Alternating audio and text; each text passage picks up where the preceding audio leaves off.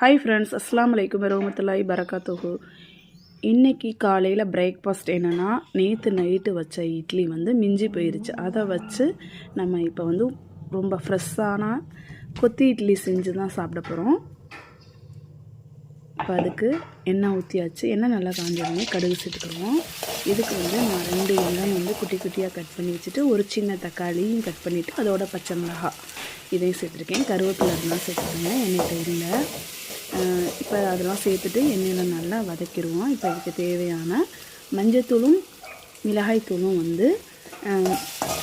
ஒரு அரை ஸ்பூன் மஞ்சள்தூள், 1 ஸ்பூன் மிளகாய்த்தூள் சேர்த்துட்டு 2 முட்டையை கொத்து ஊற்றிருக்கேன். இதை நல்லா முட்டை நல்லா வெந்ததுக்கப்புறம் கொத்தி விட்டுக்குருவோம். கொத்தி விட்டுட்டு நம்ம இந்த இட்லி இருக்குது பார்த்திங்களா, அதையுமே உதுத்து வச்சுருக்கோம்ல, அதையும் இதோடு சேர்த்துக்கிட்டு அது கூட மிளகு சீரக பொடி லைட்டாக கொஞ்சம் சேர்த்துட்டு நல்லா மிக்ஸ் பண்ணிவிட்டு கடைசியாக கொத்தமல்லி கை நிறையா போட்டோம் அப்படின்னா நல்லா கம்மன்னு வாசமான கொத்தி இட்லி ரெடி.